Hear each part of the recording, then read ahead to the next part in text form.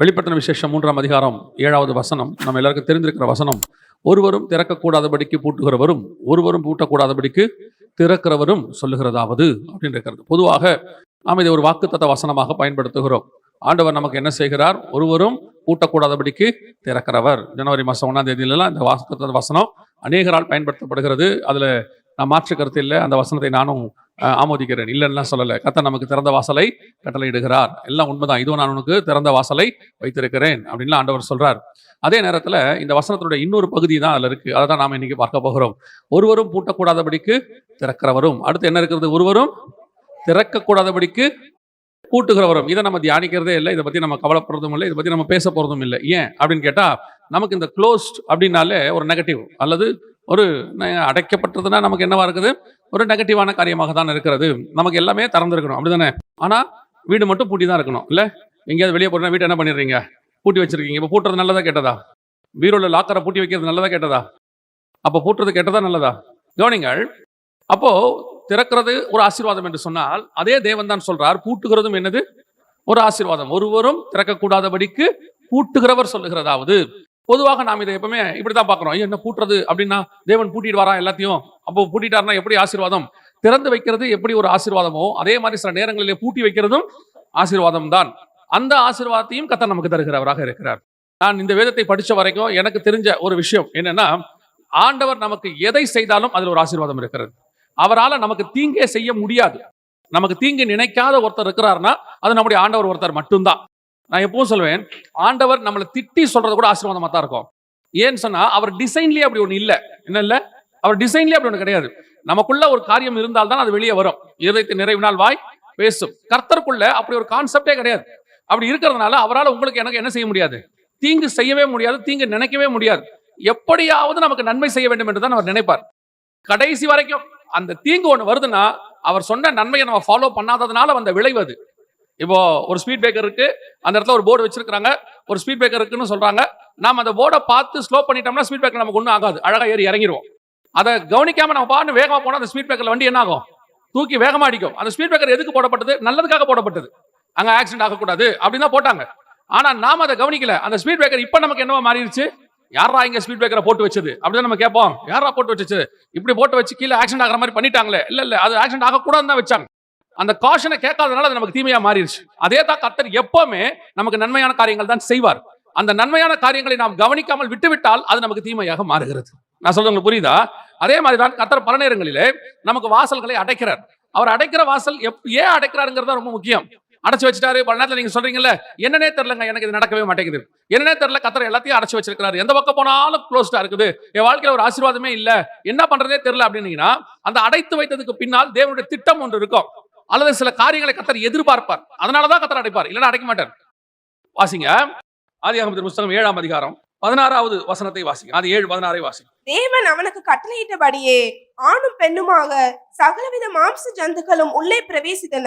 அப்பொழுது கர்த்தர் அவனை உள்ளே விட்டு கதவை அடைத்தார். அப்பொழுது கர்த்தர் அவனை உள்ளே விட்டு கதவை அடைத்தார். இது வேதத்துல நோவாவுக்கு கர்த்தர் செய்தது. உள்ளே விட்டு கதவை அடைத்தார் அப்படின்னு இருக்கு. இந்த கதவு ஏன் அடைக்கப்படுகிறது? ஆண்டவர் ஒரு 100 வருஷமாக ஒரு மெகா ப்ராஜெக்ட், 100 வருஷத்து ப்ராஜெக்ட் அது. நோவாவுக்கு 500ஆம் வயதாகும் வருஷம் இந்த காரியம் நடக்குது.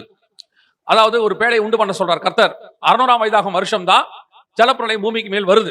ஏறக்குறைய ஒரு 100 வருஷத்து ப்ராஜெக்ட். ஒரு சிலர் 120 கூட சொல்றாங்க. ஏதோ ஒண்ணு 900, ஒரு குறைஞ்சபட்சம் 100. அப்படிதான் ஆண்டவர் அந்த ப்ராஜெக்ட் வச்சிருக்கிறார். அவ்வளோ பெரிய ப்ராஜெக்டை செஞ்சுட்டு அவ்வளோ பொறுப்பு நோவா கிட்ட கொடுக்கப்பட்டிருக்கிறது. அதோடைய அகலம், நீளம், உயரம், எப்படி செய்யணும், யாரை சேர்த்துக்கணும், என்ன பண்ணணும், எல்லாம் செஞ்சாச்சு. சொல்லிட்டு உள்ள விட்டுட்டு நோவா பார்த்து, நோவா இந்த உள்ள போய் தாப்பால் போட்டுக்கோன்னு கர்த்தர் சொல்லல. பொதுவா நம்ம என்ன செய்வோம்னு கேட்டீங்கன்னா, போகும்போது பிள்ளைங்கிட்ட வீட்டுல தனியா தான் என்ன செய்வோம்? போகும்போது பத்திரமா உள்ள என்ன பண்ணு, தாப்பால் போட்டுக்கோ அப்படின்னு சொல்லுவோம். ஆனால் வசனம் சொல்லுது, நோவாவை உள்ளே விட்டு கர்த்தர் கதவை அடைத்தார் அப்படின்னு இருக்கு. இவர் க்ளோஸ் பண்ணிட்டார் வெளியே, உள்ள க்ளோஸ் பண்ணல. அப்படின்னா என்ன அர்த்தம்? கர்த்தர் ஒரு மனுஷனை உள்ளே விட்டு கதவை அடைக்கிறதுக்கு பின்னாடி அவருக்கு ஏதோ ஒரு திட்டம் இருக்கு. கிட்டத்தட்ட கதவை அடைச்சுட்டு அவர் எத்தனை வருஷம், எவ்வளவு நாள் கழிச்சு அதை நினைச்சாரு அப்படின்னு வசனம் சொல்லுது. நீங்க 7ஆம் அதிகாரம் 11ஆம் வசனம் வாசிங்க பாப்போம். நோவாவுக்கு 600 வயதாகும் வருஷம், 600ஆம் வயதாகும் வருஷம் 2ஆம் மாதம் 17ஆம் தேதியாகிய அந்நாளிலே மகா ஆழத்தின் ஊற்று கண்கள் எல்லாம் பிளந்தன, வானத்தின் மதகுகளும் திறவுண்டன. இப்பதான் உள்ள போய் கதவை அடைக்கிறது. இப்பதான் நீங்க வாசிச்ச 7ஆம் அதிகாரம் 16வது வசனத்துல கர்த்தர் அந்நாளிலே அவனை உள்ள விட்டு கதவை அடைத்தார் அப்படின்னு இருக்கிறது. அதே நேரத்துல கர்த்தர் எப்ப திறக்கிறாரா? 8ஆம் அதிகாரம் 14வது வசனத்துல இருந்து வாசிங்க. 2ஆம் மாதம் 27ஆம் தேதியிலே 2ஆம் மாதம் 27ஆம் தேதியிலே ஒரு வருஷம் கிட்டத்தட்ட ஒரு வருஷம் 1 மாசம் 10 நாள் 600ஆம் வயதாகும் வருஷம் 1ஆம் மாசம் 2ஆம் மாசம் 17ஆம் தேதி 2ஆம் வருஷம் 601வது வருஷம் 2வது மாசம் 17ஆம் தேதி 27ஆம் தேதி கிட்டத்தட்ட ஒரு வருஷம் 10 நாள். வாசிங்க, தொடர்ந்து வாசிங்க. பூமி காய்ந்திருந்தது. அப்பொழுது தேவன் நோவாவை நோக்கி, நீயும் உன்னோட கூட உன் மனைவியும் உன் குமாரரும் உன் குமாரரின் மனைவிகளும் வேலையை விட்டு புறப்படுங்கள். உன்னிடத்தில் இருக்கிற சகலவித மாம்ச ஜந்துக்களாகிய பறவைகளையும் மிருகங்களையும் பூமியின் மேல் ஊறுகிற சகல பிராணிகளையும் உன்னோட வெளியே வரவிடு. இப்பதான் வெளியே வருது எல்லாம். கிட்டத்தட்ட ஒரு வருஷம் உள்ளுக்குள்ளே இருக்கு. உள்ளுக்குள்ள வச்சு கர்த்தர் கதவை அடைச்சுட்டார். அடைச்சிட்டு அதுல வேற மேல நீங்க வாசிச்சீங்கன்னா கர்த்தர் நோவாவை நினைத்தருளினார்னு ஒரு வார்த்தை இருக்கும். அது கவனிங்க, வசனம் சொல்லுது நோவாவையும் எல்லாவற்றையும் கர்த்தர் என்ன பண்ணாரா? நினைத்தருளினார். அப்படின்னா என்ன அர்த்தம்? ஒரு வருஷம் மறந்துட்டாருன்னு அர்த்தம். உள்ள விட்டு ஒரு வருஷம் என்ன பண்ணிட்டாரு? மறந்துட்டார், கதவை அடைச்சுட்டார். இப்ப யோசிச்சு பாருங்க, நோவாவுடைய வாழ்க்கை நீங்க பாத்தீங்கன்னா நோவாவுக்கு உள்ள ஒரு வருஷம் உட்கார்ந்துருக்கிறார். ஒரு வருஷம் 10 நாள் உட்கார்ந்துருக்காரு உள்ள. இந்த ஒரு வருஷம் 10 நாளுக்கும் நோவாவை பொறுத்த வரைக்கும் அடைக்கப்பட்ட கதவு. நோவை பொறுத்த வரைக்கும் என்னது? அடைக்கப்பட்ட கதவு. உள்ள உட்கார வச்சுட்டாரு. எப்பதான் திறப்பாரு தெரியாது. எப்ப திறப்போம் அதெல்லாம் தெரியாது. சரி, கர்த்தாவே சவுண்ட் கேட்காது. நினைத்தருளினார்னா மறந்துட்டாருன்னு அர்த்தம். அவர் ஐசைட்லயே இல்லைன்னு அர்த்தம். சில நேரங்களிலே கர்த்தர் அப்படிப்பட்டதான இடத்துல உட்கார வைத்து அடைக்கிறார், கதவை அடைச்சு போடுறாரு. உள்ள எல்லாம் இருக்குது, அதுல மாற்றுக்கத்தே இல்ல. உள்ள என்ன இருக்கு? எல்லாம் இருக்கு. சாப்பாடு இருக்கு, ஒரு வருஷத்துக்கு தேவையான சாப்பாடு இருக்கு, மனைவி பிள்ளைகள் இருக்கிறாங்க. இதோட ஒரு வருஷம் உள்ள இருக்கணும். அதோட கூட இன்னொரு பெரிய பிரச்சனை என்னன்னு கேட்டீங்கன்னா, சில நேரங்களில் கர்த்தர் கொண்டு போய் என்ன பண்றாரு? இப்படி அடைச்சு வச்சுவிட்டு எல்லாம் இருக்கும், எதுவுமே இல்லைன்னு சொல்ல முடியாது, எல்லாம் இருக்கும், எல்லா விதமான பிளஸிங் ஆசீர்வாதமும் இருக்கும். ஆனால் ஒரு விதமான அடைக்கப்பட்ட நிலைமை. நம்மளால ஃப்ரீயா எதுவும் பண்ண முடியலையே. எல்லாம் இப்ப சில நேரத்துல எல்லாம் ஊழியத்தின் பாதைக்கு வரும்பொழுது பாத்தீங்கன்னா கர்த்தருடைய அழைப்பு இருக்கும், ஆண்டவர் சொல்லியிருப்பாரு. ஆனா குறிப்பிட்ட காலம் கர்த்தர் அமைதியா இருக்க சொல்லுவார். போய் அந்த இடத்துல தங்கி இருப்பாரு. எதுக்கு தங்கி இருக்கணும்? அங்க இரு, அங்க வச்சு கர்த்தர் ஏதோ ஒரு கருத்தை செய்ய போறாரு. ஆனால் நமக்கு எப்படி தோணும்னா, வெளியே விட்டா அடிச்சு கலக்கிடுவோம். இப்ப மட்டும் டோர் ஓபன் பண்ணாருன்னா அடிச்சு பின்னிடுவோம். இப்படிதான் நம்ம நினைச்சிட்டே இருப்போம். ஆண்டவர் சொல்றார், இல்ல உட்காந்துரு. இப்ப அங்க உட்காந்துருக்கல, பொதுவா நம்ம கேட்டா என்ன சொல்லுவோம்? அங்க உட்காந்துருக்கல என்ன பிரச்சனை உனக்கு? இப்போ அதான் சாப்பாடு இருக்குதே, அப்ப மனைவி பிள்ளைகள் இருக்கிறாங்களே, எல்லாம் கரெக்டா தானே போயிட்டு இருக்கு, சுமூகமா தானே இருக்கு. இப்ப உள்ள உட்காரத்துக்கு என்ன இருக்கு? ஆனா நம்ம என்ன சொல்லுவோம்? எல்லாம் இருக்குங்க, ஆனா அடைக்கப்பட்ட மாதிரி இருக்கு. என்னால ஒரு ஃப்ரீயா இருக்க முடியல. ஒரு பேழைக்குள்ள ஒரு வருஷம் ஒரு மனுஷன் எப்படி உட்கார்ந்து இருக்கிறது யோசிச்சு பாருங்க. இப்படித்தான் நம்ம கேட்கிறோம். ஆனால் இதுக்கு பின்னால் கர்த்தர் உனக்காக ஏதோ ஒன்றை செய்து கொண்டிருக்கிறார், ஏதோ ஒன்று செய்யறார். இப்ப கதவை திறந்துகிட்டு வந்தா உனக்கு சந்தோஷம் தான், கதவை திறந்துட்டு வரதில்ல. ஆனால் வெளியே தண்ணி இன்னும் வத்தல, வெளியே இன்னும் பிரச்சனை சால்வ் ஆகல. மழை நின்றுச்சு 40 நாள்ல இரவு பகலும், ஆனால் இன்னும் கிளீன் பண்ணி முடிக்கல. உனக்கான காரியம் உருவாகவில்லை. வயிற்றுல பிள்ளை இருக்கு, ஆசைதான். போய் ஸ்கேன்ல பார்க்கும் போதெல்லாம் சொல்லுவாங்க, வயிற்றுல பாருங்க, பிள்ளை பாருங்க, இப்படி இருக்கு, கால் இப்படி இருக்கு, தலை இப்படி இருக்கு, அப்படியே முதுகு தண்டு இது எல்லாம் காட்டுவாங்க. மனசுல ஆசை இருக்கும், எப்ப பிள்ளை பிறக்கும். கர்த்தருக்கு தெரியும், அது உருவாக்கி முடிச்சா உன் கையில வந்தாதான் சரியாகும். நீ ஆசைப்படுறன்னு உடனே கொடுத்துட முடியாது. சில நேரங்களில் கர்த்தர் உன்னை அடைச்சு வச்சிருக்கிறதுக்கு காரணம் என்ன தெரியுமா? வெளியே ஒரு மிகப்பெரிய அழிவு இருக்கிறது. வெளியே ஜலம் பொங்கி பிரவாகித்துக் கொண்டிருக்கிறது. வெளியே எல்லாம் செத்து போய் மிதக்குது. உலகத்துல உள்ள மனுஷ மிருக ஜீவன்கள் எல்லாம் செத்து மிதந்துகிட்டு இருக்கு தண்ணியில. உனக்கு உள்ள ஒண்ணும் தெரியல. இப்ப பார்த்தா உனக்கு அடைக்கப்பட்ட மாதிரி தெரியுது. ஆனா வெளியே இருக்கிற சூழ்நிலையை விட உள்ள இருக்கிற சூழ்நிலை தான் உனக்கு பாதுகாப்பு. சில நேரங்களில் கர்த்தர் உன்னை உள்ள வச்சு அடக்கி வச்சிருப்பதுக்கு உன்னை பாதுகாக்காம கர்த்தர் வச்சிருக்கிறார். பல நேரங்களில் கர்த்தர் அடைக்கப்பட்ட கதவுக்குள் உன்னை உட்கார வைத்திருப்பதுக்கு பின்னால் உனக்கு ஒரு பாதுகாப்பு இருக்கிறது, நமக்கு ஒரு ஆசீர்வாதம் இருக்கிறது. அதுக்கு தான் கர்த்தர் உட்கார வச்சிருக்கிறார் அந்த இடத்துல. நம்மை பொறுத்த வரைக்கும் அது அடைக்கப்பட்ட கதவு, அந்த இடத்துல உட்கார வச்சுட்டாரு. ஆனா ஆண்டவரை பொறுத்த வரைக்கும் உனக்கு எல்லாம் செட் பண்ணி தான் உன்னை உட்கார வச்சிருக்கிறேன். உள்ளுக்குள்ள சாப்பாடு கொடுத்துருக்கிறேன், மாசம் வீட்டு வாடகை கொடுக்குறேன், எல்லாம் கொடுக்குறேன். ஏன் ஆண்டவர் எனக்கு இன்னும் ஊழியம் வரல? ஏன் என்ன கொண்டு போய் நடத்தல? 11 மாசம் ஆண்டவர் நான் அப்படி உட்கார வச்சார். 2004 ஜனவரி மாசத்துல வந்த ஊழியத்துக்கு டிசம்பர் மாசம் வரைக்கும் 11 மாசம் ஊழியமே கிடையாது. ஆனா குறையும் கிடையாது. எங்க இருந்தோ சாப்பாடு எப்படியாவது வந்துடும். யாரோ ஒருத்தர் ஒரு ஆஃபரிங் கொடுப்பாங்க, இல்ல எங்கேயோ ஒரு இடத்துல ஒரு பிரேயர் வரும், போய் உட்காந்து ஜெபம் பண்ணிட்டு இருப்போம். ஆனா ஒண்ணு மென்டலி டிப்ரெஷன், ஐயோ ஊழியம் வரலையே. நமக்கு என்ன உடனே ஆதங்கம், ஏதாவது செய்யணும், அந்த வெறி ஒண்ணு இருக்கும், ஏதாவது செய்யணும். ஆண்டவர் சொல்றாரு, அதெல்லாம் சரிதான், கொஞ்சம் அமைதியா இருக்கு. இந்த டேம்ல இருக்கிற தண்ணிக்கு, அந்த மதகிட்ட இருக்கிற தண்ணிக்கு பிச்சுக்கிட்டு போகணும்னு ஆசையா இருக்கும். அந்த அடைக்கப்பட்ட கதவு அந்த தண்ணியை பொறுத்த வரைக்கும் எப்படி இருக்கு தெரியுமா? இப்படி என்ன அடைச்சு வச்சிருக்கு. என்னை விட்டா நான் எத்தனை நிலத்துக்கு பாய்வேன் தெரியுமா? என்னை விட்டா எத்தனை ஆறா நான் மாறுவேன் தெரியுமா? எத்தனை நாட்டை நான் போய் வளமிக்கதான் மாத்துவேன். என்னை இப்படி அடைச்சு சும்மா வச்சிருக்கீங்களே. ஆனா டேம் வச்சிருக்கிறவங்களுக்கு தான் தெரியும், இப்ப விட்டா நீ மொத்த பேரை அழிச்சிடுவேன், வெள்ளமாக மாறிட்டு க்ளோஸ் பண்ணிடுவேன். உன்னை கொஞ்சம் கொஞ்சமா திறந்து விட்டாதான் நீ ஆறா மாறுவேன். கொஞ்சம் கொஞ்சமா உன்னை விட்டாதான் நீ விளைநிலமா மாறதுக்கு நீ யூஸ்ஃபுல்லா இருப்ப. உன்னை எப்ப திறந்து விட வேண்டும் என்று கர்த்தருக்கு தெரியும். அதனாலே கர்த்தர் பல நாட்கள் உன்னை அடைத்து வைத்திருக்கிறார். கர்த்தர் எதிர்பார்க்கிறதான காரியம் உனக்கு இன்னும் வரல. வந்தா கர்த்தர் பறவை மாதிரி ஒண்ணு பறக்க விட்டுற போறாரு. கர்த்தருக்கு என்ன கணக்கு? நம்மளை யூஸ் பண்ணணும் தானே கர்த்தர் அழைச்சிருக்கிறாரு.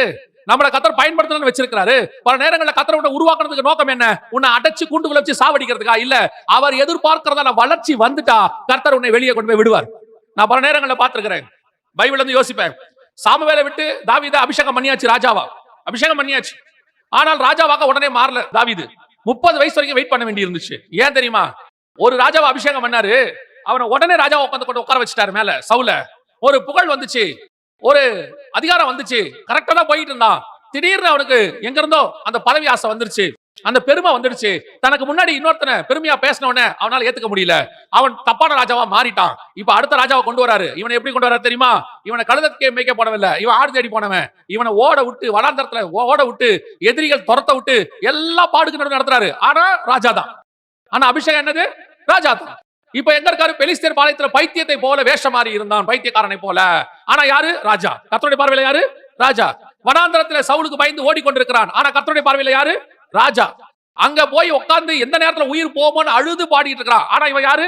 ராஜா. ஆண்டவருக்கு தெரியும் உன்னை எப்ப ராஜாவை கொண்டு சிங்காசனத்துல உட்கார வைக்க வேண்டும் என்று. அது வரைக்கும் உன் கதவு அடைக்கப்பட்டு தான் இருக்கும். அடைக்கப்பட்ட கதவுக்கு பின்னால் இந்த பக்கம் உனக்கு தெரியாது, அந்த பக்கம் தான் உங்களுக்கு தெரியும். அந்த பக்கத்துல இருந்து புலம்பிக்கிட்டு இருக்கீங்க, ஏன் இப்படி, ஏன் அப்படி, ஏன் விட மாட்டீங்க என்ன விட்டு பாருங்க. ஆண்டவர் சொல்றாரு, விட்டா கிடைக்க மாட்டடா நீ. உன்னை விட்டு பார்க்கறதுக்கு என்ன இருக்குது? விட்டா கிடைக்க மாட்டேன், அதனாலதான் உன்னை விடாம இருக்கிறேன். சில நேரங்களில் பாத்தீங்கன்னா அந்த பறவை இருக்குல்ல, புறாலாம் வளர்ப்பாங்க. அவங்க பாத்தீங்கன்னா அந்த ரெக்கையை வெட்டி வெட்டி வச்சுட்டே இருப்பாங்க, கொஞ்சம் கொஞ்சமா வெட்டிக்கிட்டே இருப்பாங்க. காரணம் என்னன்னா, விட்டா பறவை போயிடும், பறந்து போயிடும். அதை பழக்கப்படுத்தி எங்க விட்டாலும் ஒரு நாள் திரும்பி வரும்னு சொல்லி அவங்க நம்பிக்கை வந்த பிறகு அந்த ரெக்கையில வெட்ட மாட்டாங்க. அது பறந்து போகும், எங்க போனாலும் திரும்பி வந்துடும். அந்த நிலைமைக்கு தான் கர்த்தர் உன்னை அடைச்சு வச்சிருக்கிறார். அதுக்காகத்தான் அந்த கதவு அடைக்கப்பட்டிருக்கு. ஆண்டவருக்கு தெரியும், கதவுக்கு அந்த பக்கம் போனே தண்ணி செத்தே போவேன். கதவுக்கு அந்த பக்கம் என்ன இருக்குது? இன்னும் ரெடி ஆகல, இன்னும் தண்ணி வத்தி அந்த பாடி எல்லாம் டிகே ஆகி அதெல்லாம் புதஞ்சு நோவா கீழே வெளியே வரும்போது பூமி சுத்தமாக இருக்க வேண்டும். நீ பழுகி பெருக்குவதற்கு தேவையான இடமாக அது இருக்கணும். இப்படியே நான் விட்டேன்னா தண்ணியும் அந்த இடத்துல செத்து போன உடல்களும் எல்லாம் மிதக்க மிதக்க மிதக்க வெளியே நாற்றம், வெளியே எவ்வளவு காரியம் இருக்கு, அதெல்லாம் கிளீன் பண்றப்பா, உனக்காக ரெடி பண்ணிட்டு இருக்கிறேன். நான் ரெடி பண்றது புரியாம உள்ள உட்காந்துக்கிட்டு கதவை திறங்க கதவை திறங்க கதவை திறங்கன்னு நான் திறந்தா உனக்கு கஷ்டம். ஒரு நாள் நான் திறப்பேன், கண்டிப்பாக நான் திறப்பேன். ஒரு நாள் வரும், அன்னைக்கு கர்த்தர் எல்லாவற்றையும் உனக்கு கையளிக்கப்படும், உன் கையிலே ஒப்படைக்கப்படும். கர்த்தர் ஏன் கதவை அடைக்கிறார் தெரியுமா? பல நேரங்களிலே கர்த்தர் நம்மிடத்தில் சில காரியங்களுக்காக காத்திருக்கிறார், நம்மளை ரெடி பண்றதுக்காக வெயிட் பண்ணிட்டு இருக்கிறார். நாம ரெடி ஆயிட்டோம், கர்த்தர் கையில கொடுத்துட போறார். அல்லேலூயா. இரண்டாவது வாசிங்கள், ஆதியாகமத்தின் புத்தகம் 3ஆம் அதிகாரம் கடைசி வசன வாசி. அவர் மனுஷனை துரத்தி விட்டு தோட்டத்துக்கு போகும் வழியை காவல் செய்ய கேருபீன்களையும் வீசி கொண்டிருக்கிற சுடரொளி பட்டயத்தையும் வைத்தார். நல்லா கவனிச்சுக்கொள்ளுங்க, இங்கே ஒரு அடைப்பை கர்த்தர் ஏற்படுத்துகிறார், ஒரு பிளாக். ஏன் இப்ப இந்த பிளாக் கர்த்தர் ஏற்படுத்துறாரு? இந்த தோட்டம் யாருக்காக? ஃபர்ஸ்ட் பேழைக்குள்ள வச்சு கர்த்தர் காப்பாத்துறதுக்கு காரணம் வெளி ஆபத்து. என்ன ஆபத்து? வெளி ஆபத்து. நீ வெளியே வந்துடக்கூடாது, உள்ளேயே இரு. இப்போ வெளியே விட்டு கதவை அடைக்கிறாரு, உள்ள வந்துடாத. இப்ப புரியுதா அந்த வித்தியாசம்? தெரியுதா? நோவாவுக்கு உள்ளே விட்டு கதவை அடைத்தார், ஆதாமை வெளியே விட்டு கதவை அடைத்தார், உள்ள வராத. சரி, அதை கூட ஒத்துக்கிறேன், ஓகேங்க, நியாயம் இருக்குது. அதை நீங்க கொடுக்கல. வெளியே ஜலப்பிரளயம், வெளியே வந்து அழிவு, வெளியே வந்து எல்லாமே செத்து போய் மிதக்குது. வெளியே வந்தா நான் செத்து போயிடுவேன், எனக்கு புரியுது, இப்ப எனக்கு புரிஞ்சிருச்சு. சரி, எனக்கு கதவை அடைச்சிங்க, என்ன வெளியே விடல, நான் ஒத்துக்கிறேன். இப்ப ஏன் என்ன உள்ள விட மாட்டீங்க? இப்ப எதுக்காக என்ன உள்ள விட மாட்டீங்க? இந்த தோட்டம் எனக்காக தான் நீங்க செஞ்சீங்க, அப்படிதானே இருக்கு? அவனுக்காக தான் செஞ்சாரு. இது எல்லாத்தையும் என்கிட்ட தான் நீங்க கொடுத்தீங்க, எல்லாமே எந்துதான். என்னதான் அதுக்கு ராஜாவா வச்சீங்க, ஆண்டு கொள்ளுங்கள்னு சொன்னீங்க. எனக்காக தான் இந்த ஸ்திரீயை ஏற்படுத்தினீங்க, எல்லாமே ஓகே தான் ஆண்டவரே. இப்ப எங்கிட்ட இருந்து எல்லாத்தையும் வாங்கிட்டு ஏன் கதவை அடைச்சு போட்டீங்க? அத்தனை எடுத்துக்கிட்டு ஏன் இப்ப கதவை அடைச்சிங்க? என்ன காரணம் அப்படின்னு கேட்டா, அதுக்கு பின்னாடி தேவனுடைய இன்னொரு திட்டம் இருக்கிறது. வாசிங்க, ஆதியாகமத்தின் புத்தகம் 3ஆம் அதிகாரம் 22வது வசனம் வாசி. பின்பு தேவனாகிய கர்த்தர், இதோ மனுஷன் நன்மை தீமையை அறியத்தக்கவனாய் நம்மில் ஒருவரை போல் ஆனான். இப்பொழுதும் அவன் தன் கையை நீட்டி ஜீவ விருட்சத்தின் கனியையும் பறித்து புசித்து என்றென்றைக்கும் உயிரோடு இராதபடிக்கு செய்ய வேண்டும் என்று அவன் எடுக்கப்பட்ட மண்ணை பண்படுத்த தேவனாகிய கர்த்தர் அவனை ஏதேன் தோட்டத்திலிருந்து அனுப்பிவிட்டார். இப்ப ஏன் உன்னை அனுப்பி கதவை அடைச்சிட்டார் தெரியுமா? அதுக்கு பின்னாடி இரண்டாவது ரீசன் என்னன்னா, இதே தோட்டத்துல உங்களுக்கு கொடுத்த ஆசீர்வாதத்துல ஜீவ விருட்சம்னு ஒண்ணு இருக்குதாமா. அந்த ஜீவ விருட்சத்தோட ஸ்பெஷாலிட்டி என்னன்னா, அதை புசிக்கிறவன் என்றென்றைக்கும் உயிரோடு கூட இருப்பான், என்றென்றைக்கும் உயிரோடு கூட இருப்பான். இப்ப இந்த என்றென்றைக்கும் உயிரோடு இருப்பான் அப்படின்னு சொல்லக்கூடிய அந்த ஜீவ விருட்சத்தை இவன் பறித்து புசித்து விடக் கூடாது. நீங்க வெளியரங்கமா கொஞ்சம் யோசிச்சு பாருங்களேன். இப்ப ஆதாமுக்கு மரணம் வந்துருச்சு. ஆதாமுக்கு என்ன வந்துருச்சு? மரணம் வந்துருச்சு. இப்ப மரணம் வந்த ஆதாம் எதை சாப்பிடணும்? உயிரோடு இருக்கணும். எதை சாப்பிடணும்? ஜீவவிருட்சத்தை சாப்பிடணும். சாப்பிட்டாதான் அந்த மரணம் போய் அவன் எப்படி இருப்பான்? உயிரோடு கூட இருப்பான். இப்போ ஆதாம் அந்த பழத்தை சாப்பிடுறது நியாயமா இல்லையா? தேவையா இல்லையா? தேவை. அவனுக்கு என்ன இருக்குது? இப்ப மரணம் இருக்கு. இந்த மரணம் எனக்கு போகணும்னா நான் எதை சாப்பிடணும்? இந்த ஜீவவிருட்சத்தின் கனியை சாப்பிடணும். சாப்பிட்டாதான் எனக்கு என்ன போகும்? மரணம் போகும். அப்ப எனக்கான மருந்து, அது எனக்கான ரெமிடி, எனக்கான ஒரு மிக முக்கியமான பொருள் அது உள்ள இருக்கு. இவர் சொல்றாரு அதை நீ சாப்பிடக்கூடாது அப்படிங்கிறார். இப்ப நமக்கு கேட்கறதுக்கு ஆதாமுடைய வியூல இருந்து பாத்தீங்கன்னா ஆண்டவர் பண்ணது சரியா தப்பா? ஆதாமுடைய வியூல இருந்து பண்ணது சரியா தப்பா? தப்பு. நான் எப்பவும் சொல்லுவேன், தகப்பனுடைய வியூ ஒன்னு இருக்கு, பிள்ளைகளுடைய வியூ ஒன்னு இருக்கு. நான் ரொம்ப யோசிச்சு ரொம்ப பிரமிச்ச ஒரு காரியம் இருக்கு. நம்ம எல்லாம் ஆபிரகாமை தூக்கி வச்சு கொண்டாடுறோம் இல்லையா? தூக்கி வச்சு கொண்டாடுறோம். இஸ்மவேலுக்கு 16 வயசு இருக்கும், 13 வயசு இருக்கும், இல்ல ஒரு 15-16 வயசு இருக்கும்னு வச்சுக்கோங்களேன். ஆபிரகாம் வந்து இஸ்மவேலை துரத்தி விட்டுறாரு. அவங்க அம்மாவுக்கு ஆகாரையும் இஸ்மவேல் என்ன பண்ணிடுறாரு? துரத்தி விட்டுறாரு. துரத்தி விட்டுட்டு ஒரு துருத்தி தண்ணியும் ஒரு அப்பத்தையும் கொடுத்துட்டு நீங்க 2 பேரும் போங்க அப்படின்ட்டார்.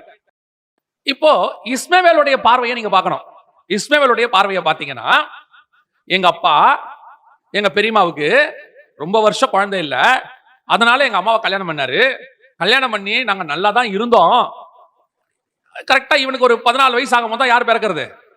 என் தம்பி பிறந்த கொஞ்ச நாள்ல ஒரு 3-4 வருஷத்துல என்ன நடந்துச்சுன்னா, எங்க அப்பா என்னையும் எங்க அம்மாவையும் விரட்டி விட்டாரு. என் தம்பியையும் எங்க பெரியமாவையும் வச்சுக்கிட்டு எங்களை விரட்டி விட்டாரு. அதுவும் எப்படி விரட்டிட்டாருன்னா, ஒரே ஒரு பாட்டில் தண்ணியும் துருத்தி தண்ணி ஒரு அப்பத்தையும் கொடுத்து வனாந்தரத்துக்கு அனுப்பி விட்டாரு. இப்போ இஸ்மவேல் பார்வையில ஆபிரகாம் யாரு? ஆபிரகாம் எப்படிப்பட்டவன்? ஒரு மோசமான தகப்பன், அப்படிதானே? சரி, அவரை விட்டுருங்க, அது இருக்கட்டும். ஒரு நாள் ஆபிரகாம் ஈசாக்க கூப்பிடுறாரு. பாபா அதிகாலையில் கூப்பிடுறாரு, ஏர்லி மார்னிங், இல்ல முந்தின நாள் நைட் சொல்றாரு, ஈசாக்கே காலையில நம்ம 2 பேரும் வெளியே போறோம், சரியா? எங்கப்பா? போகும்போது சொல்றேன் வா. காலையில கையை பிடிச்சிட்டு ஜாலியா போறான். அப்பா டூர் கூப்பிட்டு போறாரு. போறான் 3 நாளா போறாங்க. ஒரே ஜாலி சந்தோஷம். போயாச்சு. போரியா மலைக்கு உச்சிக்கு போகும்போது சொல்றாரு, இந்த கட்டையெல்லாம் எடுத்துக்கோ. கட்டையா? எதுக்குப்பா? எடுத்துக்கோ, மேல பலி செலுத்த போறோம். போகும்போது ஆனா சும்மா சின்ன பிள்ளை கேட்டுட்டே போறான். என்ன கேட்டு போறான் தெரியுமா? அப்பா பலிக்கு ஆடுலாம் எங்க? அதெல்லாம் ஆண்டு பார்த்து பாருவா. மேல கூட்டு போனா நல்லா கட்டையெல்லாம் அடுக்கி பலிபீடத்தை கட்டிவிட்டு இவன் கைய காலை கட்டி மேல படுக்க வைக்கிறாரு. இப்ப இவன் வியூல எப்படி இருக்கும்? நமக்கு தான் கர்த்தர் ஆபிரகாமை பலி கொடுக்க சொன்னார். ஆனா அவனுக்கு எங்க அப்பா என்ன பண்றாரு? கைய காலை கட்டி கத்திய ஓங்கிட்டாப்ல. லாஸ்ட் மினிட் என்ன பண்ணிருப்பான் பாருங்க. ஒருவேளை அவன் வியூல அவங்க அப்பா யாரு? இதுக்கு தான் 3 நாள் என்ன கூட்டிட்டு வந்தியா? என்ன 3 நாள் நீ கொடுத்தது காரணம் இதானா? அவன் வியூல அவங்க அப்பா யாரு? மிகப்பெரிய கொடுமைக்காரன்.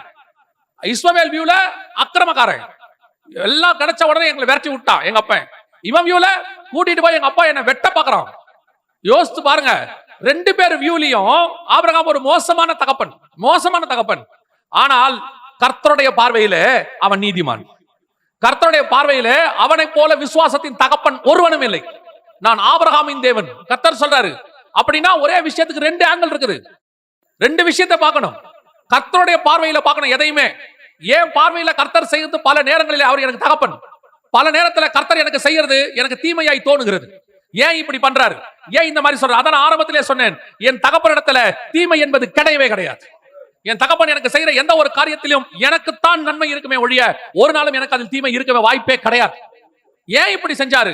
இப்ப சொல்றாரு, ஆதாமை பொறுத்த வரைக்கும் நல்ல கதை விட்டு அடைச்சு விட்டாரு தெரியுமா?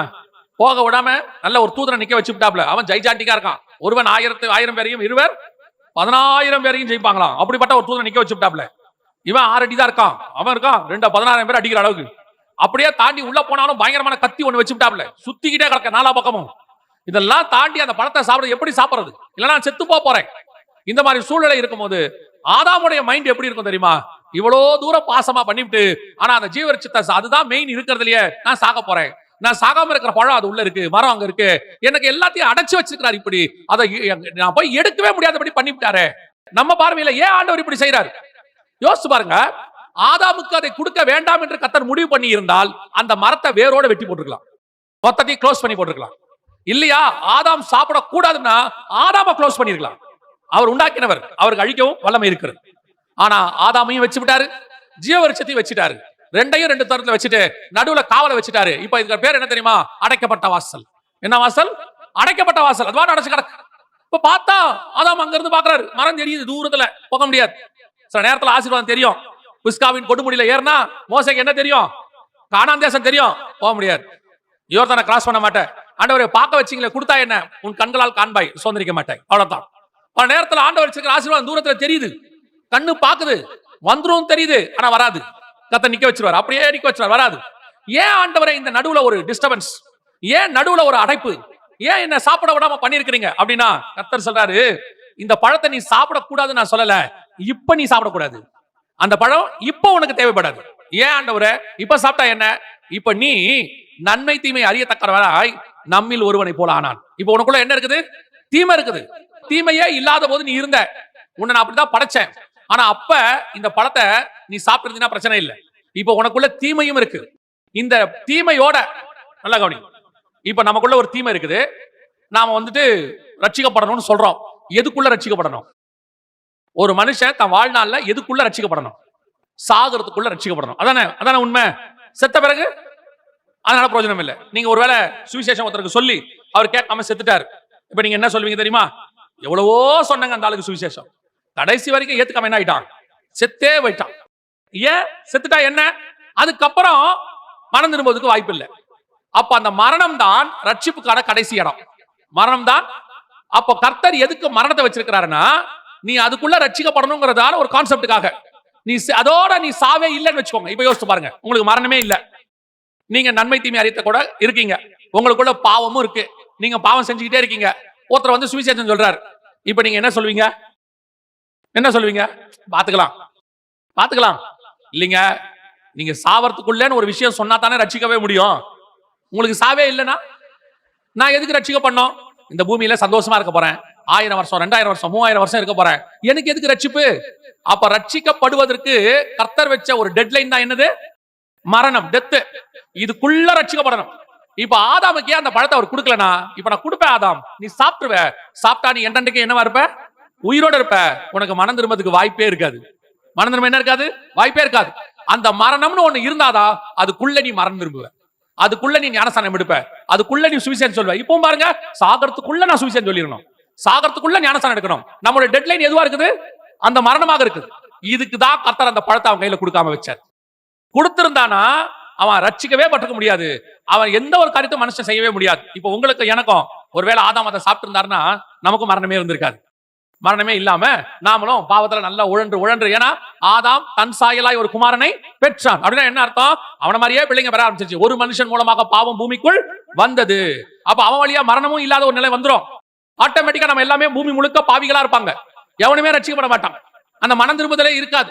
அந்த மனம் திரும்புதல் இல்லாவிட்டால் எப்படி பரலோகத்துக்கு போக முடியும்? அப்ப நாம பரலோகத்துக்கு போகணும்னா நமக்கு இந்த மரணம் ஒரு டெட்லைன்.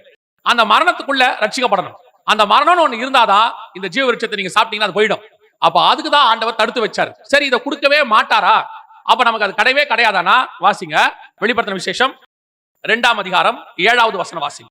ஆவியானவர் சபைகளுக்கு சொல்லுகிறதை காதுள்ளவன் கேட்க கடவன்.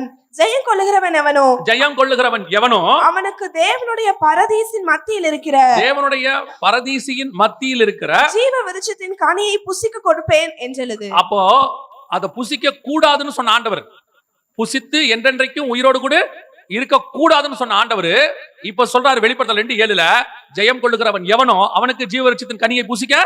அதே ஆண்டவர் தான், சேம் ஆண்டவர். அப்பனா என்ன அர்த்தம்? நீ சாப்பிடணும், இப்ப சாப்பிடக்கூடாது. உனக்குள்ள இருக்கிற பாவத்தை ஜெயிச்சுட்டு அதை சாப்பிடணும். நீ நித்தியமா உயிரோடு கூட இருக்கணும். அதான் கர்த்தர் திட்டம். நீ நித்தியத்துக்குள்ள இருக்கணும், பரலோகத்துக்குள்ள இருக்கணும். ஆனா இந்த மரணம் நீ ஜெயிச்ச பிறகுதான் அதை நீ சாப்பிடணும். நீ சுத்தமான பிறகுதான் அந்த ஜீவ விருட்சத்தை சாப்பிடணும். இப்ப சாப்பிட்டீனா நீ பாவியா மாறி சாத்தானா மாறிடுவ. சாத்தான் யாரு? எல்லா பாவத்தோட என்னன்னைக்கு உயிரோடு இருக்கிறவன். தேவன் யாரு? ஒரு பாவமும் இல்லாம உயிரோடு இருக்கிறவர் என்றென்றைக்கும். மனுஷன் மட்டும்தான் நன்மை தீமையோட மரணத்தோட இருக்கிறவர். இதான் 3 டிசைன். தேவன் எந்த தீமையும் இல்லாமல் என்றென்றைக்கு உயிரோடு கூட இருக்கிறவர். சாத்தான் ஒரு நன்மையும் இல்லாமல் வெறும் தீமையோடு கூட என்றென்றைக்கு உயிரோடு கூட இருக்கிறவன். நீங்களும் நானும் நன்மை தீமை உடையவர்களாய் மரணத்தோடு இருக்கிறவங்க. இந்த 3 டிசைன்ல நீங்க நானும் எப்படி மாறணும் கர்த்தர் விரும்புறாருன்னா, ரோமர் 8:29 சொல்லுது, குமாரனின் சாயலுக்கு ஒப்பாய் மாறணும். அப்படின்னா என்ன அர்த்தம்? வெறும் நன்மையோட என்றென்றைக்கு உயிரோடு கூட இருக்கணுங்கிறத ஒரு ஆசை. இப்ப நன்மை தீமையோட என்னன்னைக்கு உயிரோட இருந்தீங்கன்னா நீங்க என்னவா மாறிடுவீங்க? சாத்தானா மாறிடுவீங்க. அப்ப கர்த்தர் சில நேரங்களில சில ஜீவ விருட்சத்தை உங்களுக்கு தெரியும், இது இருந்தாதான் பண்ண முடியும், இது இல்லாட்டி முடியாது தெரியும். கர்த்தர் சில மரணத்தை அனுமதிக்கிறார். கர்த்தர் சில நேரங்களில் சில காரியங்களை அனுமதிக்கிறார். எதுக்காக தெரியுமா? அது நம்முடைய நன்மைக்காக. நான் மரணத்தை வச்சே உங்களுக்கு சொல்றேன். பல நேரங்களில கர்த்தர் நமக்கு பூமியில் மரணத்தை அனுமதிக்கிறார். கர்த்தர் என்ன பண்றாரு? நமக்கு ஆசைதான், நம்ம கூட இருக்கிறவங்க கடைசி வரைக்கும் நம்ம கூட இருக்கணும், நமக்கு ஆசைதான். சில நேரத்துல தாயா இருக்கும், தகப்பனா இருக்கும், சில நேரத்துல பிள்ளைகளாக இருக்கும், அல்லது சில நேரத்துல நமக்கு வேண்டப்பட்டவங்களா இருக்கும். அப்படி இருக்கும்போது இவங்க என்னைக்கு நம்ம கூடவே இருந்தா நல்லா இருக்குமே நினைக்கிறோம். என்னதான் நினைச்சாலும் ஒரு ஏஜ்ல அவங்க நம்மளை விட்டு என்ன செய்யறாங்க? போறாங்க. கர்த்தர் எடுக்கிறாரு. ஏன் அப்படி எடுக்கிறாரு?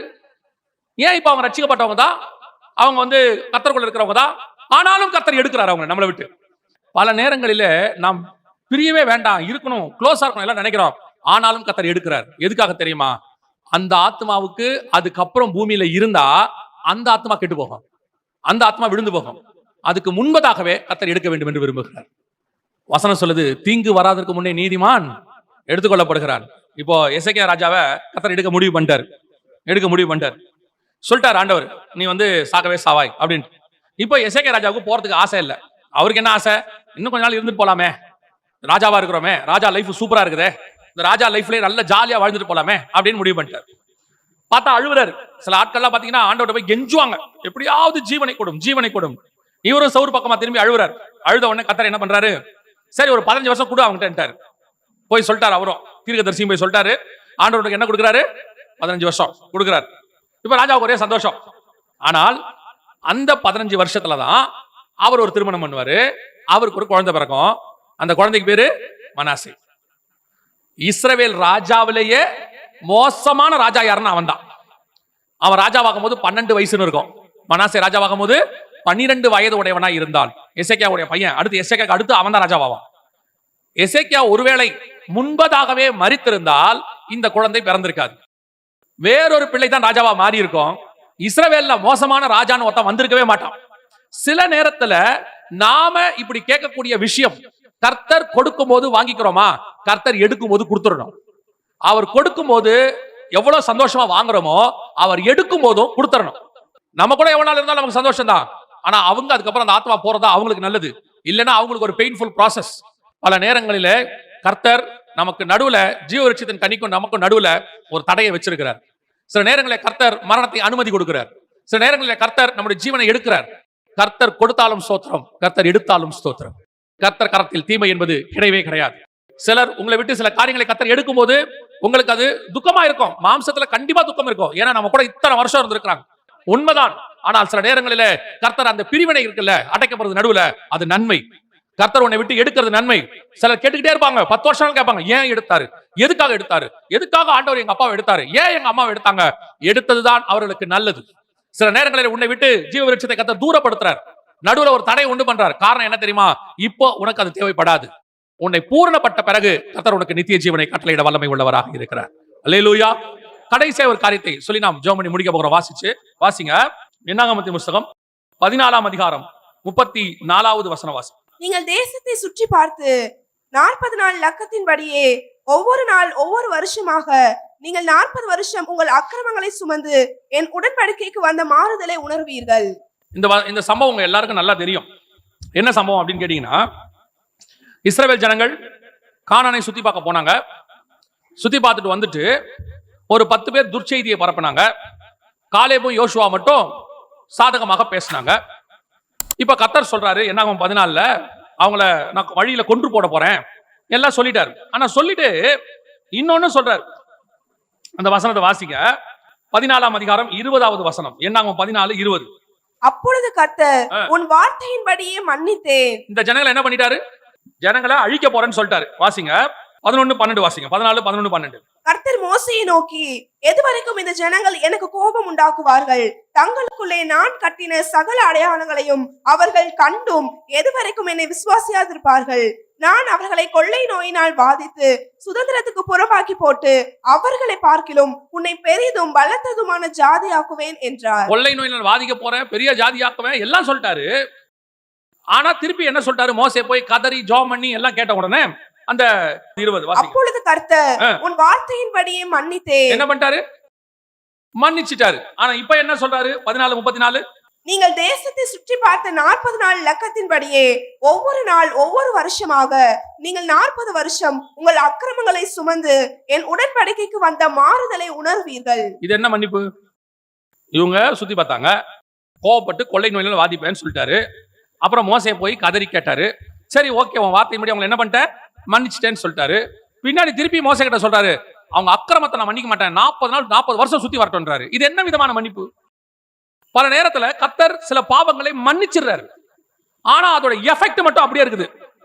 நம்ம சில நேரத்துல சொல்றோம்ல, எல்லாம் நீங்க சில நேரத்துல சில பாவங்கள் செய்வீங்க, அந்த பாவத்துக்கான ஒரு பலனை உடனே கட்டளையிட்டுவார், உடனே நடந்துரும், ஏதோ ஒன்று நடந்துரும்.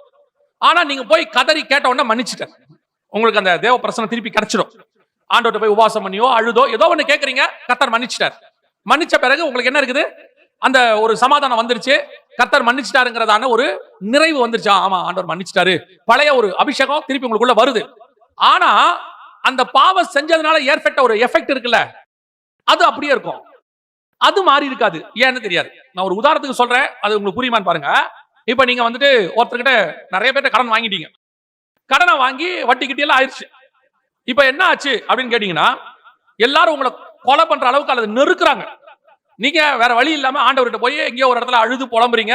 கர்த்தர் வாக்கு பண்றாரு, நான் உன்னை காப்பாத்துவேன், உன்னை செய்வேன், உன்னை திருப்பி மீண்டும் கொண்டு வருவேன் அப்படின்னு ஒரு சமாதானம் வந்துருச்சு. இப்ப நீங்க பாத்தீங்கன்னா மறுநாள் காலையில கடன் அடைஞ்சிருக்காது. மறுநாள் காலையில என்ன செய்யாது? கடன் அடைஞ்சிருக்காது. அந்த கடன் அப்படியே தான் இருக்கு. ஆனா உங்களுக்கு என்ன இருக்கு? இப்ப ஒரு சமாதானம் இருக்கு. கடன் வாங்கினது தப்பு, பைபிள் கடன் வாங்காது இருப்பாயான்னு சொல்லியிருக்கு, நான் வாங்கி விட்டேன், இருதயத்துல வாதம் வந்துச்சு, பயங்கர எஃபெக்ட், ஆண்டவரே இனி வாங்கவே மாட்டேன், என்ன மன்னிச்சிருங்கப்பா, கதறி கிதறி ஓகே மன்னிச்சிட்டேன். நான் சொல்ற ஒரு உதாரணம், மன்னிச்சிட்டார். ஆனா கடன் அப்படியே இருக்கு. இப்ப நம்ம என்ன எதிர்பார்ப்போம் தெரியுமா?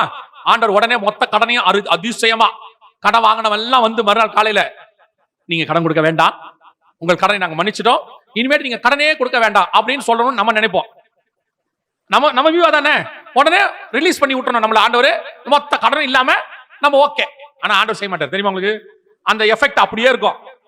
இப்ப எப்படி இருக்கும்னு கேட்டீங்கன்னா, இந்த கடன்காரன் நெருக்கனால நெருக்க மாட்டான், கேட்பான், பார்க்கும் போதெல்லாம் கேட்பான், பார்த்து செய்யுங்க, எங்களுக்கு கஷ்டம் இருக்குதுங்க அப்படிம்பா. அதே கஷ்டம் அந்த கடன் அப்படியே இருக்கும். ஏன்? நம்ம எதிர்பார்க்கறது நடக்கலையே. ஒரு சிலருக்கு நடந்திருக்கலாம், நான் பொதுவா காமனா சொல்றேன், நடக்கலையே. ஏன் அப்படின்னும் போது கர்த்தர் சில நேரத்துல சில காரியங்களை உணர்த்துவதற்கு உங்களை 40 வருஷம் சுத்த விடுவாரு. இப்ப உங்களை நாளைக்கே கடன் எல்லாம் அடைச்சிட்டா வச்சுங்க, இது என்னுடைய வியூ, நான் அனுபவிச்சதை நான் சொல்றேன், கடன்ல இல்ல வேற ஒரு விஷயத்துல. உடனே உங்களுக்கு மன்னிச்சிட்டாருன்னு வச்சுக்கோங்களேன், நமக்கு அதோடைய எஃபெக்ட் தெரியாது. ஓகே, நேத்து ஒருத்தன் வந்து நெருக்குனா, இன்னைக்கு போய் கேட்டோம், நாளைக்கு காலைல ரிலீஸ் பண்ணிட்டாரு, இப்ப நமக்கு என்ன ஆயிடும் தெரியுமா? Praise the Lord. ஆனால் இதயத்தின் ஆழத்துல அந்த எஃபெக்ட் தெரியாது. இப்ப என்ன பண்ணுவோம் தெரியுமா? திருப்பி ஒரு வாரம் கழிச்சு திருப்பி கடன் வாங்குவோம். ஏன்னா மன்னிக்கிற ஒருத்தர் இருக்கிறார். மறுநாள் காலையில அவர் என்ன பண்ணிட்டாரு? மன்னிச்சிட்டாரு. இவர் என்ன பண்ணுவார்னு கேட்டீங்கன்னா, இந்த கடனை நீ லைஃப் லாங் வாங்காம இருக்கிற ஒரு முடிவு எடுப்பீங்கல்ல, அது வரைக்கும் உங்களை சுத்தல்ல விடுவார். அதுக்கப்புறம் நீங்க தீர்மானம் பண்ணி, எப்பா சாமி இனி வாங்கவே மாட்டேன் போது அப்படியே கொஞ்சம் கொஞ்சமா அடைச்சிக்கிட்டே வருவார். கொஞ்சம் கொஞ்சமா அதுக்கான வழிவாசலாம் திறப்பாரு. நீங்க அடைச்சு முடியும் போது யாராவது கிரெடிட் கார்டுக்காரன் வந்து கேட்பான், சார் கிரெடிட் கார்டு வாங்கணுமா? வீட்டு பக்கமே வராது அப்படிங்க. யாராவது அவனே போன் பண்ணி பேங்க்காரன் கேட்பாங்க, சார் உங்களுக்கு லோன் அப்ளை ஆயிருக்கு, ஒரு டாக்குமெண்ட் வேண்டாம், உங்களுக்கு லோன் வேணுமா? போனை கட் பண்ணும்பீங்க. ஏன்? நான் அந்த அளவுக்கு என்ன பண்ணிருக்கிறேன், அனுபவிச்சிருக்கிறேன். சில நேரங்களில கர்த்தர் உனக்கு கானானுக்குள்ளே போக விடாதபடிக்கு கதவை அடைக்கிறார். 40 வருஷம் சுத்த விடுறாரு. இல்லைங்க, மன்னிச்சிட்டாரு, நான் மனம் திரும்பிட்டேன், நீ மனம் திரும்பிட்ட, ஆனாலும் 40 வருஷம் சுத்து. அந்த சுத்தறதுக்கு பின்னாடி கர்த்தர்கிட்ட ஒரு திட்டம் இருக்கு. இது நம்மை உணர்த்த வைக்கிறது. இனி எக்காலம் கொண்டு உன் வாழ்க்கையில நீ நெகட்டிவா பேசவே கூடாது. நல்லா கவனிச்சிங்களா? இந்த 40 வருஷம் கழிச்சு கானானுக்குள்ள போகும்போது இஸ்ரவேல் ஜனங்க யோசுவா கிட்ட நெகட்டிவாவே பேசவே மாட்டாங்க. எல்லா சண்டைக்கு தைரியமா போவாங்க. இந்த 40 வருஷம் சுத்தன எஃபெக்ட் இருக்குல்ல, அவனுக்கு தெரிஞ்சு போச்சு, இனிமேட்டு அவிசுவாசமா பேசணும், தொலைஞ்சோம், சுத்த விட்டுருவாரு நம்மள. அதுல இருந்து பேசவே மாட்டான். எந்த ஊருக்கு போனாலும் எப்ப தெரியுமா இஸ்ரவேலன் பயப்படுறது இல்ல, இன்னைக்கு வரைக்கும் பயப்படுறது இல்ல. அவன் இன்னைக்கு வரைக்கும் சொல்றதே இல்ல, ஐயோ அவங்க எங்களை அடிப்பாங்கன்னு. இவன் தான் சொல்லுவான், எல்லாரையும் அடிப்பேன். இந்த தைரியம் ஏன் வருது தெரியுமா? 40 வருஷம் சுத்தினாம்ல ஒரு நாள், அதுல இருந்து அவனுக்கு தெரிஞ்சு போச்சு, நம்ம தான்டா கிங்க, எல்லாத்துக்கும் நம்மள தான் ஆண்டவர் வச்சிருக்காரு, நாம பயப்பட வேண்டிய அவசியம் இல்லை. அன்னைக்கு போட்ட விதை 4000 வருஷம் இன்ன வரைக்கும் அவன் எவனுக்கும் பயப்படுறது இல்ல. சில நேரங்களில் கர்த்தர் உனக்கு விசுவாசத்தை சொல்லிக் கொடுப்பதற்கு ஆண்டவர் சுத்த விடுறாரு. ஏற்கனவே பேசின வார்த்தை ஏற்கனவே செய்த காரியம், இதனால் ஏற்பட்ட விளைவு. கர்த்தர் உனக்கு படிப்பினை சொல்லிக் கொடுக்கிறார். படிப்பினை அதை திருப்பி உன் லைஃப்ல செய்யக்கூடாது பாருங்க. அதை திருப்பி நீங்க செய்யவே கூடாது. அதுக்காக கர்த்தர் என்ன பண்றாரு, அந்த பாதையில உங்களை நடத்துறாரு. அந்த 40 வருஷம் நடக்க நடக்க நடக்க, ஐயோ இப்படி பேசிவிட்டோமே, ஒரு வார்த்தை பேசுறதுக்கு 40 வருஷமா இப்படி ஆண்டவருக்கு விரோதமா பேசி 40 வருஷம் சுத்துறோமே, இனி முறுமுறுக்கவே கூடாது. நீ உன் லைஃப்ல முறுமுறுக்க கூடாது. அந்த அளவுக்கு கர்த்தர் உன்னை உருவாக்கிடுவார். ஆனா அதுக்கு பின்னாடி அவர் திட்டம் ஒண்ணு இருந்துச்சு, அருமையான திட்டம். அதுதான் நான் சொல்லிட்டு முடிக்கிறேன். கவனிங்க. இப்ப அவங்க யாரை பார்த்து பயந்தாங்க வாசிங்க. என்னாகமத்தின் புஸ்தகம் 13ஆம் அதிகாரம் 32, 33 வாசிங்க. நாங்கள் போய் சுற்றி பார்த்து வந்த அந்த தேசம் தன் குடிகளை பட்சிக்கிற தேசம். நாங்கள் அதிலே கண்ட ஜனங்கள் எல்லாரும் மிகவும் பெரிய ஆட்கள். மிகவும் பெரிய ஆட்கள். அங்கே ராட்சத பிறவியான ஏனாக்கின் குமாரராகிய ராட்சதரின் பிறவியான ஏனாக்கின் குமாரனாகிய ராட்சதரையும் கண்டோம். ராட்சதரை இப்ப பாருங்க, இவன் பயந்தது யாரை பார்த்தனா, ராட்சதனா ஜெயின்ட்ஸ். இங்கிலீஷ்ல ஜெயிண்ட் இருக்கும். பயங்கரமான ஆளுங்க இருக்காங்க. இரண்டாவது வாசிங்க. நாங்கள் எங்கள் பார்வைக்கு வெட்டி கிளிகளை போல் இருந்தோம், அவர்கள் பார்வைக்கும் அப்படியே இருந்தோம் என்று சொல்லி, இப்படி இஸ்ரவேல் புத்திரருக்குள்ளே தாங்கள் சுற்றி பார்த்து வந்த தேசத்தை குறித்து துர்ச்செய்தியை பரம்ப செய்தார்கள். அவங்க பாத்தீங்கன்னா முழுக்க முழுக்க யாரை பார்த்து பயப்படுவாங்கன்னா, ராட்சத பிறவியான 28 வாசிங்க. ஆனாலும் அந்த தேசத்திலே குடியிருக்கிற ஜனங்கள் பலவான்கள், பட்டணங்கள் அரணிப்பானவைகளும் மிகவும் பெரியவைகளுமாய் இருக்கிறது. அங்கே ஏனாக்கின் குமாரரையும் கண்டோம். ஒரு தடவைக்கு 2 தடவை யாரை பத்தி பேசுறானா, ஏனாக்கின் குமாரனாகிய ராட்சதர். பயங்கரமான ஜாயிண்ட். இவங்க எல்லாம் அங்க இருக்காங்க, அங்க போகவே முடியாது. அவன் அதிகமா பயந்தது யாரை பார்த்தனா, ராட்சத பிறவியான ஏனாக்கின் புத்திரர். அமலேக்கரை பார்த்து அவனுக்கு பயம் கிடையாது. ஏன்னா அமலேக்கரை யாத்திராகமம் 17 ஜெயிச்சிட்டான். யோசுவாவை ஜெயிச்சாச்சு. அவனுக்கு பயம் யாரை பார்த்துனா, இந்த ராட்சத பிறவியான இந்த ஏனாக்கின் புத்திரர். 28லயும் சொல்றாங்க, 33லயும் சொல்றாங்க. அங்க இருக்கிறாங்க, ஜெயிண்ட் இருக்கிறாங்க. அதுவும் குறிப்பா ஏனாக்கின் புத்திரர் அங்க இருக்கிறாங்க அப்படின்னு சொல்றாங்க. இப்ப கர்த்தர் 40 வருஷம் சுத்த சொன்னார்ல, இவங்க சுத்தி வந்தாங்கல்ல. வாசிங்க நியாயாதிபதி புத்தகம் 3ஆம் அதிகாரம் 1 முதல் வசனம் வாசிங்க. கானான் தேசத்திலே நடந்த சகல யுத்தங்களையும் அறியாதிருந்த இஸ்ரவேலராகிய அனைவரையும் சோதிப்பதற்காகவும், இஸ்ரவேல் புத்திரரின் சந்ததியாரும் அதற்கு முன் யுத்தம் செய்ய அறியாதிருந்தவர்களும் அவைகளை அறியும்படி பழக்குவிப்பதற்காகவும் கர்த்தர் விட்டு வைத்த ஜாதிகள் யார் என்றால், பெலிஸ்தரின் 5 அதிபதிகளும் சகல கானானியரும் சீதோனியரும் பாகால் எர்மோன் துவக்கி ஆமாத்திற்குள் பிரவேசிக்கும் வரைக்கும் லீபனோனின் மலைகளிலே குடியிருக்கிற ஏவியருமே. எங்க ஏனாக்கின் புத்திரர் இல்ல பாருங்க. எந்த ஏனாக்கின் புத்திரரை பார்த்து இவங்க பயந்தாங்களோ, என்னாங்க 13, 28, 32ல அந்த ஏனாக்கின் புத்திரர் 40 வருஷம் கழிச்சு உள்ள நுழையும் போது இல்ல. இப்ப இவங்க 40 வருஷம் சுத்திட்டு வரதுக்குள்ள இவங்க டாப்பா பார்த்து யாரை பயந்தாங்க? நம்பர் 1. ஒரு தடவைக்கு 2 தடவை யாரை பார்த்து பயந்தாங்கன்னா, ஏனாக்கின் புத்திரராகிய ராட்சசர். இப்ப சொல்லும்போது சொல்றாரு, பெலிஸ்தரின் 5 அதிபதிகளும் கானானியரும் சீதோனியரின் ஆமான் எர்மோன் துவக்கி பாகாத்குள் குடியிருக்கிற ஏவியருமே. அப்ப வசனம் தெளிவா சொல்லுது, ஏனாக்கின் புத்திரர் அங்கே இல்லை. அப்படின்னா என்ன அர்த்தம்? இந்த 40 வருஷம் அவங்கள சுத்த சொன்னதுக்கு காரணம், அவங்க சுத்தி வருவதற்குள்ளாக அவங்க யாரை பார்த்து பயந்தாங்களோ அவன் இப்பொழுது அங்கே இல்லை. அந்த சந்ததியை கர்த்தர் அங்கிருந்து ரிமூவ் பண்ணிட்டார். பல நேரத்துல கர்த்தர் உங்களை சுத்தி வர சொல்றதுக்கு காரணம் என்ன தெரியுமா? நீங்க யாரை பார்த்து பயந்தீங்களோ, எதுக்காக நீங்க கவலைப்பட்டீங்களோ, அந்த சிச்சுவேஷனை கர்த்தர் மாத்துறதுக்கு தான். அது கர்த்தர் டைம் எடுத்துக்கிறாரு. அதுக்காக தான் உன்னை சுத்த சொல்றாரு. ஒரு பக்கம் உங்களை சுத்த சொல்றதுக்கு காரணம், இனி லைஃப்ல அவிசுவாசமா பேசக்கூடாது, நம்மள உருவாக்குறது. இன்னொன்னு, உங்களை சுத்த சொல்றதுக்கு காரணம், உனக்கு எதிரான சூழ்நிலை ஒண்ணு இருந்துச்சு இல்லையா, அந்த சூழ்நிலையை மாத்தி அமைக்கிறதுக்கு கர்த்தர் டைம் எடுக்கிறாரு. ஏன்னா இப்ப நீங்க மாத்த மாட்டீங்க. அதுக்கப்புறம் ஒருவேளை கானானுக்குள்ள போக இஸ்ரவேல் ஜனங்களுக்கு பர்மிஷன் கொடுத்தாலும் அவன் போய் உள்ள பயந்துகிட்டே இருப்பான். அவன் பயப்படுறது மட்டும் இல்ல, அவன் பசங்களுக்கும் சொல்லி கொடுத்துட்டு போயிடுவான். என்ன சொல்லி கொடுத்துட்டு போயிடுவான் தெரியுமா?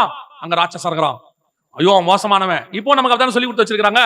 பிசாசு பயங்கர எஃபெக்டா, ஐயோ இருட்டுல பிசாசு இருப்பான் பார்த்து எல்லாம். நான் தான் சொல்லுவேன், ஆண்டவரை பத்தி பேசுறத விட பிசாச பத்தி நிறைய பேசுற குரூப் ஒண்ணு உட்கார்ந்து இருக்கு. பிசாச பார்த்து பயப்படுற குரூப் ஒண்ணு இருக்கு. இவங்க ஆண்டவர்கிட்ட ஜெபம் பண்றாங்களோ இல்லையோ, பிசாச கட்டி ஜெபம் பண்றதா டைம் ஸ்பெண்ட் பண்ணுவாங்க. நல்லா கவனிங்க, உலகத்தில் இருக்கிறவனிலும் உங்களில் இருக்கிறவர் தான் பெரியவர். நீ ஏனாக்கின் புத்திரராகிய ராட்சதரை கண்டு பயப்பட வேண்டிய அவசியம் கிடையாது. உலகத்தையே ஜெயித்தவர் உன்னோடு கூட இருக்கிறார். உனக்கு எதுக்கு பயம்? நீ பிசாசின் மேல அதிகாரம் உடையவனா இருக்கிறதுக்கு தான் கர்த்தர் வச்சிருக்கிறார். சகல அதிகாரத்தை கர்த்தர் கொடுத்திருக்கிறார். இன்னைக்கு சில ராட்சத பிறவிகள் சில காரியங்களை கண்டு சிலர்லாம் பாத்தீங்கன்னா, சில ஆட்களை பத்தி நல்லா கவனிங்க, நான் சொல்றத நீங்க தப்பா புரிஞ்சிடக்கூடாது. இந்த சில அதிகாரத்துல இருக்கிறவங்க, சில பதவியில இருக்கிறவங்க சில நேரத்துல நம்மளை பார்த்து கொஞ்சம் பேசுவாங்க. உன்னை ஒழிச்சு கட்டுற பாரு, நீ எப்படி சர்ச்சை நடத்துற பாரு, எப்படி ஊழியம் பண்ற பாரு, உன்னை அப்படி ஆக்குற பாரு, இப்படி ஆக்குற பாரு. ஆட்டோமேட்டிக்கா நமக்கு பயம் வரும், நிச்சயம் பயம் வரும். எலியாவுக்கே வந்துருச்சு. ஏசபேல் சொன்ன என்ன வந்துருச்சு? எலியாவுக்கே வந்துருச்சு. ஆனா எலியா யார்? அதுக்கு முன்னாடி அக்கினி இறக்குனவரு. எலியா 400 தீர்க்கதரிசியை கொண்டு இருக்கிறாரு. அப்படிப்பட்ட ஒரு ஆளுக்கு பதவியில் இருக்கிற ஆள் ஒண்ணு சொன்ன என்ன வந்துருச்சு? பயம் வந்துருச்சு. அதே மாதிரி நமக்கு வரும். ஆனா கர்த்தர் என்ன சொல்றா தெரியுமா? எலியா, ஏசபேல் உன் தலையை வாங்குவேன்னு சொல்றா. நான் சொல்றேன், நீ மரணமே அடைய மாட்ட, மேகத்துல ஏறி மேல போயிடுவ. இதுதான் கர்த்தர் கொடுக்கிற டிஃபரன்ஸ். பல நேரத்துல மேல உட்கார்ந்து இருக்கிறவன் என்ன சொல்றான்னு கேட்காதீங்க. யார் என்ன பண்ண போறாங்கறத கேட்காதீங்க. அது மேல அதிகாரியா இருக்கட்டும், உங்களுக்கு ஆபீஸ்ல இருக்கிற மேலான ஆளா இருக்கட்டும், அல்லது பதவியில இருக்கிறவங்களா இருக்கட்டும், அல்லது யார் வேணாலும் இருக்கட்டும், உங்களையும் என்னையும் அழிக்கிற அதிகாரம் யார் கையிலும் கர்த்தர் கொடுக்கவே இல்லை. நீங்களும் நானும் மரணத்தை ஜெயமாய் விழுங்குகிறவர்கள், மேகத்தில் ஏறி மேலே போக வேண்டியவர்கள். உங்களை எண்ணி ஒழிக்கிற அதிகாரம் யாருக்கு இல்ல. ஆனா சில நேரத்துல அந்த ஆளுங்க சொல்லும் போது நம்மள கர்த்தர் கொஞ்சம் சுத்த விடுவாரு. கர்த்தர் கொஞ்சம் சுத்த விடுறாரு. ஏன்னா நீ பயந்துட்ட. ஐயோ, அவர் இப்படி சொல்லிட்டாருங்க, என்னங்க பண்றது? சில பிளான்ஸ் எல்லாம் கர்த்தர் நமக்கு காட்டுவார். சில காரியங்களை கர்த்தர் இப்படி செய்வார். சொல்லும் போது ஆட்டோமேட்டிக்கா நமக்குள்ள ஒரு பயம் வரும். ஐயோ, இதை நம்மளால செய்ய முடியுமா? இதை பண்ண முடியுமா? அதுக்கு ஆண்டவர் என்ன பண்ணுவாரு? முதல்ல நம்மளை கொஞ்சம் ப்ரிப்பேர் பண்ணுவாரு விசுவாசத்துல. நீங்க பயந்தீங்கன்னா அதை செய்ய முடியாது. அதனால கர்த்தர் என்ன பண்ணுவார்? ப்ரிப்பேர் பண்ணுவாரு. சில நேரத்துல கர்த்தர் கொடுக்கிற ப்ராஜெக்டா தான் இருக்கும். ஆனா நம்ம ரொம்ப கடினப்படுறோம், கஷ்டப்பட்டு சுத்துறோம். இது செய்ய முடியல, அங்க போறோம் இங்க போறோம். ஏன் தெரியுமா? அப்படி உங்களுக்குள்ளேயே ஒரு பயம் இருந்து ஆட்டுவிக்குது. இது நடக்குமா? செய்ய முடியுமா? இப்படி நடக்குமா? வாய்ப்பு இருக்குதா? அப்படின்னு சொல்லி உங்களுக்குள்ள இருந்தே ஒரு நெகட்டிவ் கிரியை செய்யுது, அவிசுவாசம். அதனால கர்த்தர் சொல்றாரு, சுத்தி வா, அது நடக்கும், கம்பல்சரி நடக்கும். ஆனா நீ விசுவாசத்தோட இல்ல, இந்த ராட்சதனை ஜெயிக்கிற அதிகாரத்தை கர்த்தர் என் கையில கொடுப்பாருன்னா நீ 40 வருஷம் சுத்த வேண்டியே இருக்காது. கர்த்தர் அப்பயே அவனை ஜெயித்து தேசத்தை கொடுக்க கர்த்தர் வல்லமை உள்ளவராய் இருக்கிறார். அது சுத்தறதும் சுத்தாததும் நம்ம கையில தான் இருக்குது. அது உடனே வர்றதும் தூரமா வர்றதும் நம்ம கையில தான் இருக்கு. சில நேரத்துல கர்த்தர் ஏன் அந்த நடுவுல தடுப்பணையை போடுறாரு அப்படின்னா, உங்களுக்காக கர்த்தர் அதை செய்கிறார். ஒரு பக்கம் உங்க எதிரியை கிளியர் பண்றாரு, ஒரு பக்கம் உங்களையும் விசுவாசத்துல வளர்க்கிறார். அதான் திருப்பியும் சொல்றேன், கர்த்தர் எதை செய்தாலும் நன்மைக்கு எதுவாய் தான் செய்வார். கர்த்தர் கரத்தில் தீமை என்பது கிடையவே கிடையாது. கர்த்தர் சுத்த விட்டாலும் நல்லது, கர்த்தர் கதவடைச்சாலும் உள்ள தோட்டத்துக்குள்ள போக விடாம விட்டாலும் நல்லது, கர்த்தர் பேழைக்குள்ள விட்டு கதவடைச்சாலும் நல்லது. அதுக்கு பின்னாடி உங்களுக்கும் எனக்கும் நன்மைதான் இருக்குமே ஒழிய ஒரு நாளும் தீமை என்பது அதில் இருக்கவே இருக்காது. ஒன்னு ஸ்பிரிச்சுவலி வளர்ப்பாரு, இல்ல உலக பிரகாரமா வளர்ப்பாரு. எப்படியோ ஒண்ணு நம்மளை உருவாக்குவதற்கு தான் கதவு அடைக்கப்படுகிறது. ஒருவரும் திறக்க கூடாதபடிக்கு ஏன் அவர் பூட்டுகிறார் என்றால், அந்த கதவுக்கு பின்னால் கர்த்தர் நன்மையான காரியங்களை வைத்திருக்கிறார். அல்லேலூயா. உங்களுக்கும் நிறைய காரியங்கள் அடைக்கப்பட்ட மாதிரி இருக்கும். நிச்சயம் ஒரு நாள் கர்த்தர் கதவை திறப்பார். நோவாவுக்கு கதவை திறந்தார். ஜீவ விருட்சத்துக்கு கர்த்தர் என்ன செஞ்சிருக்கிறாரு? கதவை திறந்தார். 40 வருஷம் கழிச்சு கானானியருக்கு அந்த தேசத்தை இஸ்ரவேல் கையில கொடுத்தார். அந்த தேவனும் உங்கள் கையில அடைக்கப்பட்ட கதவுகளை திறந்து கொடுப்பார். ஆனா இப்ப அடைச்சிருக்கிறதுக்கு காரணம் என்னன்னு உங்களுக்கு ஆண்டவர் சொல்லுவார். அல்லேலூயா. நாம் ஜெபிக்க போகிறோம். எந்திரிக்கலாமா நம்ம தேவ சமூகத்துல? ஒருவேளை பல நிலைகளிலே உங்கள் கதவுகள் அடைக்கப்பட்டு இருக்கலாம். ஆதாமை போல, நோவாவை போல, இஸ்ரவேல் ஜனங்களை போல கர்த்தர் உங்களை ஒரு பேழைக்குள்ள ஒரு இடத்துல அடைச்சு வச்சிருக்கலாம். கொஞ்ச காலம் அடைச்சு வச்சிருக்கிறார். கர்த்தர் நினைக்காம இருக்கிறது போல இருக்கலாம், மறந்த மாதிரி இருக்கலாம். கர்த்தர் நிச்சயம் நினைவு கூறுவார். உன் கதவு திறக்கப்படும். இப்ப திறந்தா அது உனக்கு அழிவாய் மாறும். இரண்டாவது, கர்த்தர் சில நேரத்துல நீ ஆசீர்வாதமா நினைக்கிற ஜீவ விருட்சத்தை உன் கையில கொடுக்காம உனக்கும் ஜீவ விருட்சத்துக்கும் நடுவுல தடையை உண்டு பண்ணிருக்கலாம். ஏன் எனக்கு இந்த ப்ரொமோஷன் வரல?